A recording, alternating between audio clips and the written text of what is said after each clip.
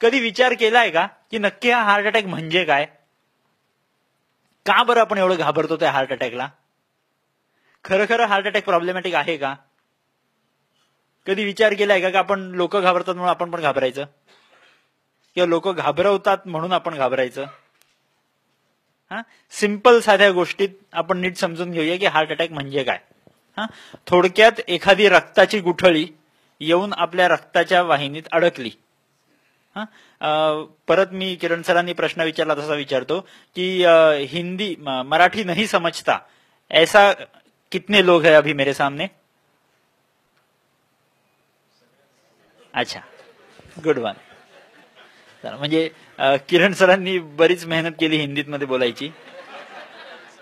ठीक आहे, मी परत आता मराठीतच पुढे घ्यायचा प्रयत्न करतो. मग थोडक्यात रक्ताची गुठळी एखाद्या रक्तवाहिनीत येऊन अडकली तर त्या रक्तवाहिनीतून तेवढ्या हृदयाच्या मांसपेशीपर्यंत पोचणारा रक्तपुरवठा त्या रक्ताच्या गुठळीने त्या रक्तवाहिनीत अडकल्या कारणाने, तेवढा रक्तपुरवठा त्या मांसपेशीला न पोचल्या कारणाने ती मांसपेशी जोरजोरात किंचाळायला लागते आणि त्या मांसपेशीचं किंचाळणं म्हणजे छातीतलं दुखणं.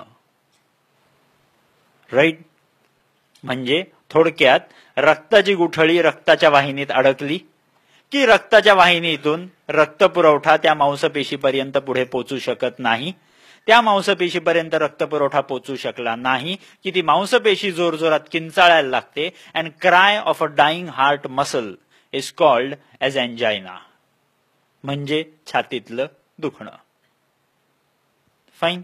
म्हणजे जर ही मांसपेशी तिच्यापर्यंत जर तो रक्तपुरवठा पुढच्या 6 तासांमध्ये 6 गोल्डन आवर्स 6 तासांमध्ये त्या रक्तवाहिनीतून किंवा कुठूनही त्या मांसपेशीपर्यंत जर तो रक्तपुरवठा पोचला नाही तर ती मांसपेशी त्या 6 तासांनंतर मृत म्हणून घोषित होते, डेड म्हणून घोषित होते ती मांसपेशी.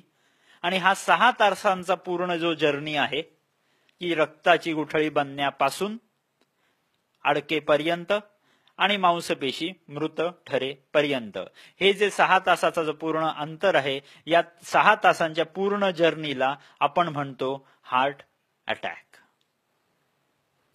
Okay, right? हे सांगताना मी कुठेतरी ब्लॉकेजचं नाव घेतलं का?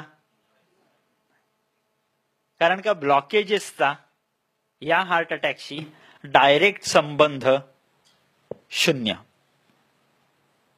ब्लॉकेजेस डायरेक्ट हार्ट अटॅक आणत नाहीत. जोपर्यंत रक्ताची गुठळी माझ्या शरीरात निर्माण होत नाही तोपर्यंत मला हार्ट अटॅक येऊ शकत नाही. रक्ताची गुठळी आणि चरबीची गुठळी. चरबीची गुठळी म्हणजे ब्लॉकेज, रक्ताची गुठळी म्हणजे थ्रॉम्बस. या दोघांमध्ये जमीन आसमानाचा फरक आहे. फरक काय तर चरबीची गुठळी आपल्या शरीरात निर्माण व्हायला वेळ किती लागतो तर कमीत कमी 4 ते 6 वर्ष. रक्ताची गुठळी आपल्या शरीरात निर्माण व्हायला वेळ किती लागतो तर 4 ते 6 सेकंद. चरबीची गुठळी जर तुम्ही हातात धरलीत तर ती मऊ मऊ कापसासारखी मऊ लागते. वैल रक्ताची गुठळी हातात धरली तर ती दगडासारखी कडक लागते. चरबीची गुठळी स्वतःहून रक्तपुरवठा कधीही अडवत नाही. रक्ताची गुठळी रक्तपुरवठा अडकवल्याशिवाय दुसरं काही करत नाही. चरबीची गुठळी ही आपल्याला हार्ट अटॅक स्वतःहून आणू शकत नाही.